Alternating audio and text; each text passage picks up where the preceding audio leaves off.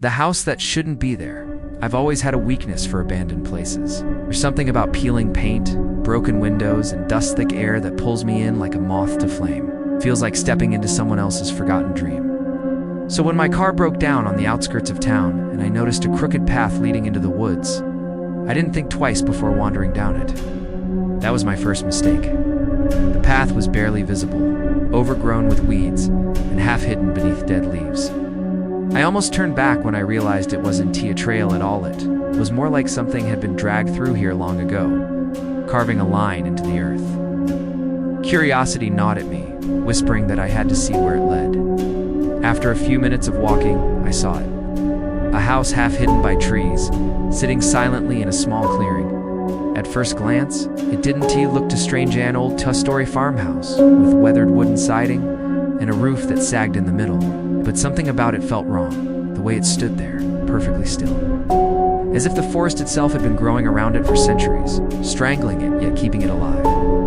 My chest tightened as I took a step closer. The windows were dark, too dark, even for a house left to rot. The glass wasn't broken, it was just black, like someone had painted them from the inside. The porch boards groaned under my weight as I climbed the steps. Every creak seemed louder than it should have been, echoing through the trees as if warning me to stop. I tried the front door, half expecting it to be locked, but it swung open easily.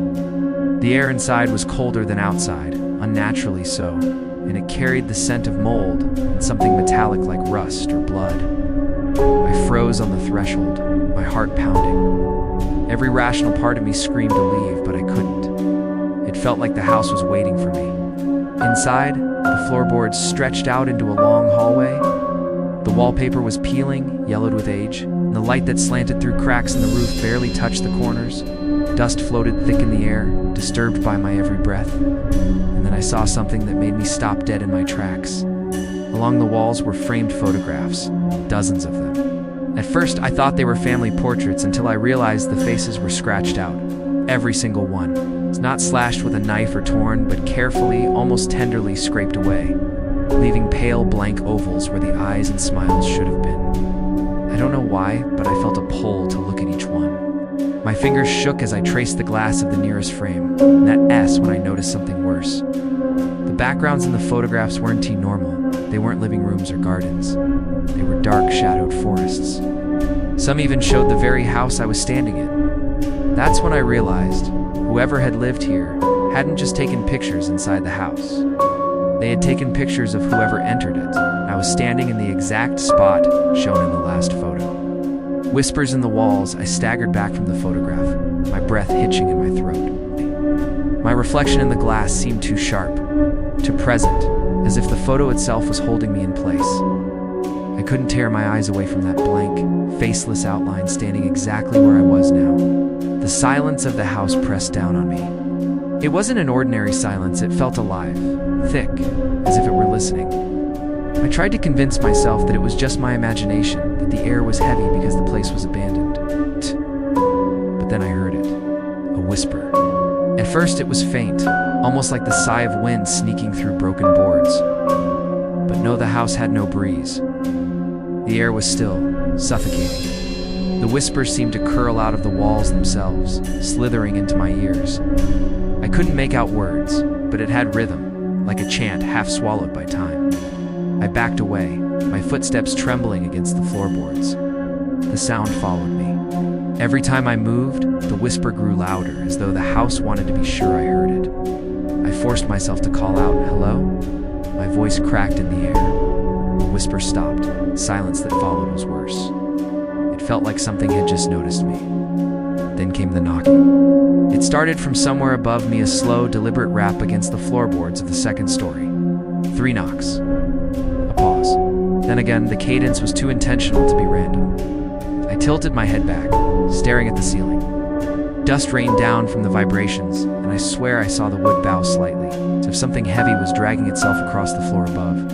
My legs wanted to run, but I couldn't leave. Not yet.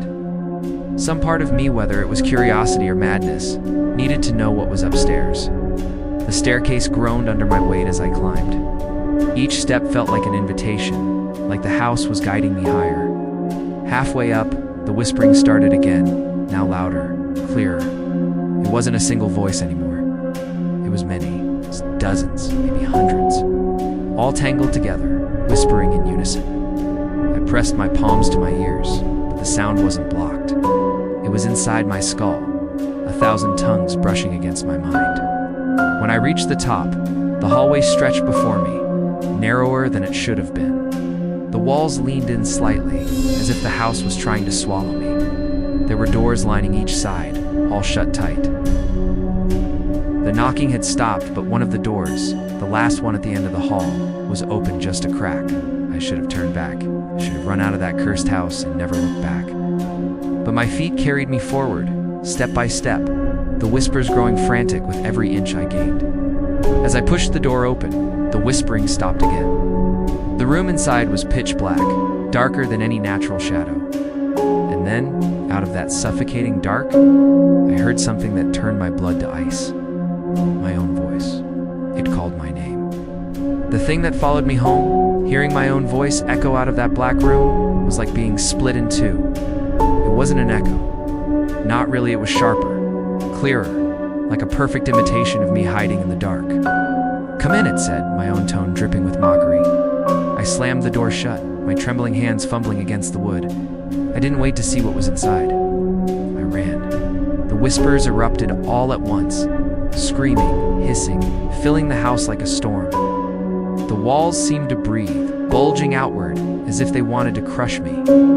The photographs rattled on their hooks, shaking so violently that some crashed to the floor, glass splintering into shards. I barreled down the staircase, nearly losing my footing, and burst out the front door. The cold air of the forest hit me like a slap, but it didn't matter. I just needed to get away from that house. Branches clawed at my arms as I tore down the path, heart pounding, lungs burning. I didn't stop until I saw my car waiting at the side of the road, its dull frame like a promise of safety. I hurled myself inside, locked the doors, and jammed the key into the ignition. The engine coughed, sputtered, then roared to life. Drove without looking back, hands gripping the wheels so tight they ached. For a while, I thought I had escaped. That night in my apartment, I tried to convince myself it had been exhaustion, or stress, or a trick of the mind. Old houses creak, old photographs decayed was all explainable. I almost believed it, until I went to bed. I woke to a whisper. It was faint at first, brushing against my ear like a secret. My apartment was pitch dark, and I told myself it was just a dream. But then I heard the floorboards creaked, the same hollow groan I'd heard in that house. I wasn't alone. My phone sat on the nightstand. I grabbed it, hands shaking, and flicked on the flashlight. The beam cut through the dark and froze on something that made my stomach drop. The wall across from my bed. Hanging there, neat and perfect, was a framed photograph. I don't own photographs, but there it was. The frame was identical to the ones in that cursed house. And inside the photo was me lying in bed, right where I was at that very moment. My face had already been scratched out. The flashlight flickered, the battery dying. But before it went out, I caught movement in the corner. Something shifted in the dark, tall and thin, its outline bending in ways that weren't human. The whisper returned, louder now, curling through the room like smoke. And this time I understood the words. It wasn't calling to me, it was calling with me, because the voice whispering wasn't mine anymore. It was ours.